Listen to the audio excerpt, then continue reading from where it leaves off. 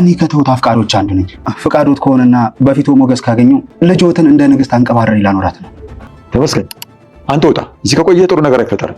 መቼም የትሁት አባት ንዴቱን በሰው ፊት መቆጣጠር የማይችል ሰው ለልጆት እንደማይመርጡ ተስፋ አደርጋለሁ። እንበላተ አሁን በአንተ ቤት ነጥብ ያስታልቅ መስሎ ነው። ታውቂያለሽ፣ ማንንም አልፈራም። ግን ደግሞ የሱን ተንኮል የምታገስበት ጊዜ አይደለም ያለሁት። የሆነ ነገር ቢያደርግ እንደ በፊቱ አልታገሰው። ይሄን አልጫ ሰብሬ ነው የምጥለው። ከማንም ጋር እንድትጣላ አልፈልግም። ለሱ ያዘጋጀው ለቅጣት ራሱ ከበቂ በላይ ነው። ቆይ ሁለታችንም ሽማግሌ እንድንልክ ያደረግሽው ለማወዳደር ሳይሆን እሱ እንዲሸነፍ ነው? አሁን ላይ አንተን ከማንም ጋር ላወዳደር አልችልም። እንደምትወደኝ በልበ ሙሉነት መናገር እችላለሁ። ግን ደግሞ ትሁቴ ይሄ እርኩስ የሆነ ነገር ሰጥቷቸው ፋዘርን እሺ ቢያስብላቸውስ? በጠለፋ እኮ የ6 ዓመት የስራ ልምድ አለ። ድጋሚ ማድረግ መቼም አይከብድም። ምን አስቸገረህ? ለኔ እኮ ልጄን በስነ ስርዓት ካያስክልኝ በቂ ነበር። የትሁት አባት እኮ ለእርሶ ምንም ነገር ባደርግ ቢያንስቦት ነው እንጂ አይበዛቦትም። ነገረ ስራህን እንዱ ሳይሆን የመኳንንት ዘር ነው የምትመስለኝ። ይኸውልዎት አባቴ ጉራ ይምሰልብኝ እንጂ በሞላ ቤት በጥሩ ቤት ነው ያደግኩት። ግን ደግሞ የእነሱን የምጠብቅ ሰው አይደለሁም። ሚስቴንም በራሴ ላብ በራሴ ጉልበት ነው ላኖራት የምፈልገው። ወላጆቹ ያኖሩትን ጥሩ ኑሮ በራሱ ላብ ልጆቹን ማኖር ነው የሚያስበው። ትሁቴን እርሶ ፈቅዶ ከሰጡኝ ምን አይነት የገነት ህይወት እንደማኖራት ያዩኛል። ናት እንዳትዋሽ። ጌታ አምጥታ ነው ገንዘቡ። አባቴ ሳይታሰር በፊት ያስቀመጠልኝ ገንዘብ ነበረ። እናት እንደዚህ በቀላሉ ሰጠች? በሊቢያ ያሰደዳለሁ ብዬ ስነግራት ማምረሪና አይታ ሰጠችኝ። ይህ ሁሉ ነገር አድርገህ ባይሳካስ? በእኔ ድክመት እንዳላጣሽ ማድረግ ያለብኝ ብቻ ሳይሆን ማድረግ የሌለብኝ በሙሉ አደርጋለሁ። ናቲ አገር አቆራርጦ ከነ ትሁት አገር ደርሷል እና እንደደረሰም እግር ስር ወድቆ አንዱ ሽማግሌ ከሚልኩት አፍቃሪ አንዱ ነኝ ብሏል። እንግዲህ የትሁት አባትም በቃ ተነስ አንተ ነህ እንዴ ብለው ተቀብለውታል። በዚህን ጊዜ ቤተሰቡ ተሰባስቦ ስለነበረ ተመስገን በጣም ተናዷል። አንተ አስመሳይ ግን እስከዚህ ድረስ ትመጣለህ ብዬ አላሰብሁ ነበር መጣ እያለ አሁን ናቲ ለትሁት አባት ከትሁት ጋር ያለውን ፍቅር ቅርርብ እና ወዳጅነት እንዴት እንደሚያስብላት አንድ ባንድ እያነሳ ሲተርክ ተመስገን ይህንን ችሎ መቆጣጠር አቃተውና አንተ አስመሳይ ነበር እያልህ አውራ፣ አሁን ከእሷ ጋር ምንም አይነት ግንኙነት የለህም ሲል ቃል አወጣ። በዚህን ጊዜ ናቲ ረጋ ብሎ አይ ግንኙነትም አለኝ ባይኖረኝ ሽማግሌ ምን አስላከኛል? ትክክለኛ መልስ ነው። በዚህ ጊዜ እሱማ አስመሳይነትህና ኖርማል ሰዎችን በማታለል የምትታወቅ ስለሆንክ ነው እያለው ነው። በዚህ ጊዜ አንድ ሁለት ሲባሉ የትሁት አባት እንዴ እኛን አስቀምጣችሁ ልትጣሉ ነው እንዴ? ምንድነው ጉዱ ሲሉ አባባ ተመስገን ውጣ፣ አሁን እያደረጋችሁት ያላችሁት ነገር ልክ አይደለም ብሎ ተመስገን እንዲወጣ አደረገው። ተመስገንም አዎ በወጣ ይሻላል፣ እዚህ ሰውዬ ጋዚ አስመሳይ ጋር አብሮ ችሎ በአንድ ቦታ ላይ መቀመጥ ይከብደኛል ብሎ ተመስገን በጣም ተናዶ ወጥቶ ሄደ። በዚህ ጊዜ ናቲ አንድ ነገር መናገር እንዳለበት ወሰነና መቼም አባባ አለ የትሁትን አባት።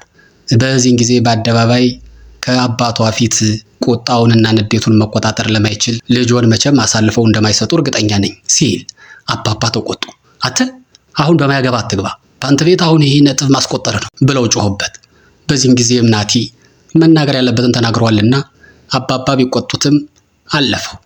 ተመስገን ደግሞ በጣም ተናዶ ትሁት ጋር ሄዷል። ትሁት ሜዳ ላይ ቆማ አሻግራ እየተመለከተች ነበር።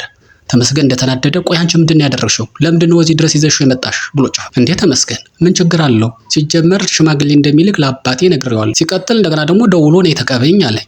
እና ታዲያ ምንድነው ችግሩ? እኔ እንደሆነ አንተን ነው የምመርጠው፣ ምርጫዬ አንተ ነህ አለችው።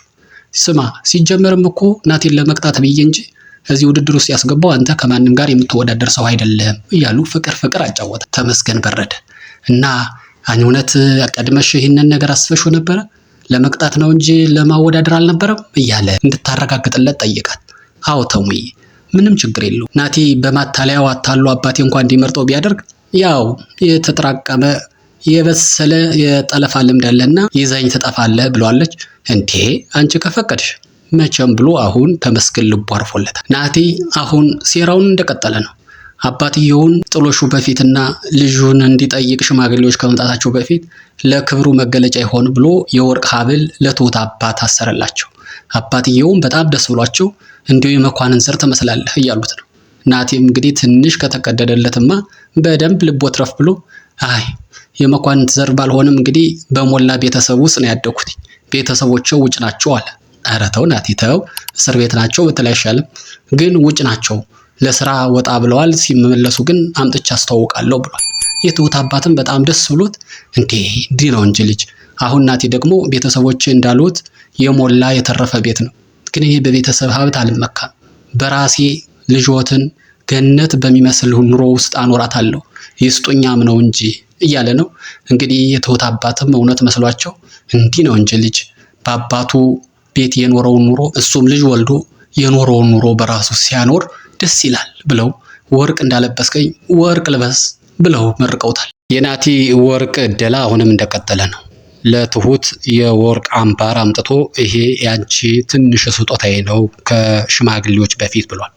ለዚያን ጊዜ ሽማግሌዎች ስንልክ ይህንን አንቺ ያስፈልግሻል፣ በይህንን ያንቺ ስጦታዬ ነው ብሎ ሲሰጣት ትሁት በጣም ደንግጣ እና ከየት አመጣው ብሩን ብላ ጠየቀችው። እሱ ግን ለሷ ይህ ቀላሉ ነገር ከዚህም በላይ ማድረግ ቢችል እንደሚያደርግላትና እንደሚገባ እየነገረ ቻልቲ ሊጫወት ሲል አፋጠጠችው። ብሩን ከየት አመጣኸው ብላ ስጠይቀው እናቴን ተቀበልኋትኝ፣ ካልሰጠሽኝ በሱዳን ሊቢያ በረሃ ይበላኛል ስላት ሰጠችኝ አላት። በዚህን ጊዜ እውነቷን የመሰላት ትመስላለች ትሁት። እንዴት እንደዚህ ታደርጋለህ? ሽማግሌ እኮ አንተ ብቻ አይደለም የምትልከው። አሁን እዚህ እንደዚህ ብለህ ተቀብለህ ቤተሰቦች እሺ ባይሉ አባቴ ባይመርጥህ ምን ልትሆን ነው ስትለው አንቺን ካጣሁኝማ ለእናቴ ያልሁትን እኔ አሁን አደርገዋለሁ ተገብረዋለሁኝ፣ በረሃ ይበላኛል እንጂ አንቺን አጥቼ መኖር አልችልም እያላት ነው። እንግዲህ ትሁት አምናው ይሁን ወይም ይህንን ጨዋታውን እንዲቀጥል ፈልጋ ይሄ ልክ አይደለም፣ እንዴት እንደዚህ ታደርጋለህ? አንተ እኮ ብቻ አይደለም ሽማግሌ የምትልከው ሌሎችም እኮ ተወዳዳሪዎች አሉ እያለችው ነው። ግን ናቲ ውስጧ ለመጎዝጎዝና በቃ የእውነቱን እንደሆነ እንድታምነው የቻለውን ሁሉ አድርጓል። በቃ አሁን መውጣት ፈልጋለሁ ብላ በተቀመጠበት ትታው ሄደች። ሌላው በዚህ ድራማ ላይ ደግሞ በጉጉት የሚጠበቀው የቲና ቀበጧ፣ ቲና ጭቪያዋ፣ ቲና ዋናዋ ጨዋታ፣ የቲና ጨዋታ ደግሞ በሌላ በኩል አለ። ዛሬ ቤት ውስጥ የሜሪ ፍሬንድ የባሏ ወንድም ቁጭ ብሎ አገኘችው። እሱ ጋር እያወሩ ናቸው። ቀለል ያልሽ ነሽ፣ ደስ ያለሽ እያላት። አው አውቃለሁ፣ ግን ያቺ ሜሪ ብቻ ናት እኔን የማትወደኝ፣ ወንድሟን ትቀናበታለች። ልክ እኔ ከጠገቡ እንደሆነ አትፈልግም። ምንድነው ችግሯ እያለችው ነው።